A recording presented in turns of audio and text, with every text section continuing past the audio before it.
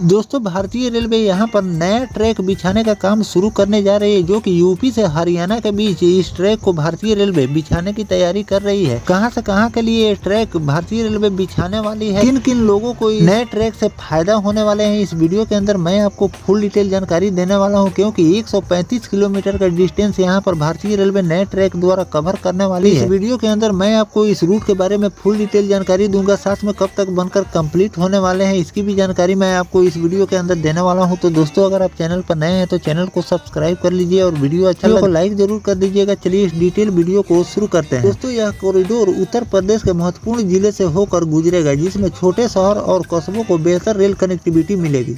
दिल्ली और हरियाणा से यूपी में आने जाने वाले गाड़ियों ट्रैफिक कम होंगे, जिसके समय की भी बचत होगी। लॉजिस्टिक और इंडस्ट्री को बूस्ट मिलेगा, जिससे स्थानीय व्यापार को बढ़ावा मिलेगा। हरियाणा और उत्तर प्रदेश के बीच का सफर आसान होगा। ईस्टर्न ऑर्बिटल रेल कॉरिडोर की निर्माण प्रक्रिया तेज हो गई है, जो कि दिल्ली, एनसीआर और गाजियाबाद औद्योगिक क्षेत्र को बढ़ावा देगा। Eastern orbital rail corridor Delhi, NCR और हरियाणा में बनाया जाएगा। उत्तर प्रदेश के गाजियाबाद, बागपत, मेरठ और गौतम बुद्ध नगर इस कॉरिडोर में शामिल होंगे। जब मालवाहक ट्रेन इस कॉरिडोर से गुजरेगी तो यह उद्योग जगत के लिए वरदान साबित होगा। सार्वजनिक परिवहन इस कॉरिडोर से नोएडा और ग्रेटर नोएडा जैसे प्रमुख शहरों को जोड़ेगा। इस कॉरिडोर के निर्माण से हरियाणा और दिल्ली, एनसीआर में औद्योगिक विकास को बढ़ावा मिलेगा। साथ ही परिवहन आसान होगा, प्रदूषण कम होंगे। इस कॉरिडोर की लंबाई लगभग 135 किलोमीटर होगी।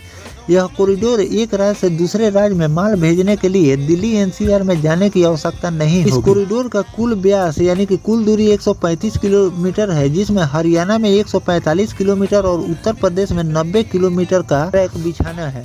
इस कॉरिडोर के निर्माण से उत्तर प्रदेश के जेवर एयरपोर्ट, दादरी और new Bodaki, DFCNCR, greater Noida, phase 2, Ghaziabad, Meerut और बागपत जिले के लोगों को लाभ होगा। 45 किलोमीटर हरियाणा में होगा। इस कॉरिडोर को 2030 तक बनाया जाएगा। यह कॉरिडोर बनाने के लिए गाजियाबाद विकास प्राधिकार GD को स्टडी रिपोर्ट बनाने की जिम्मेवारी दी गई है। इसके निर्माण से दिल्ली, एनसीआर की सड़कों और रेल पर दबाव कम होगा, यानी ट्रैफिक स्वच्छ होंगे और प्रदूषण भी कम होगा। उत्तर प्रदेश और हरियाणा के कई लॉजिस्टिक हब से जुड़े रहेंगे। एयरपोर्ट और न्यू नोएडा इंडस्ट्रियल टाउनशिप के साथ लिंक किया जाएगा। इसका उद्देश्य व्यापारिक विकास को बढ़ावा देना है।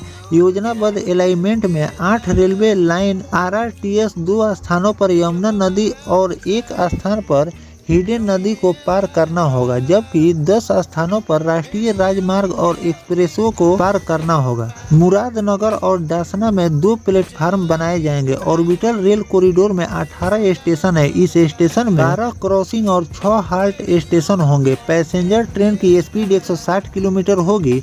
गुड्स ट्रेन की गति 100 किलोमीटर इस ट्रैक पर होने वाली है। तो दोस्तों इस रिपोर्ट के आधार पर मैंने आपको पूरी जानकारी दे दी है कि भारतीय रेलवे इस रूट पर नया कॉरिडोर बिछाने का काम शुरू करने जा रही है, जो कि आपको 2030 तक इसे भारतीय रेलवे ने लक्ष्य लिए हैं कंप्लीट करने के लिए।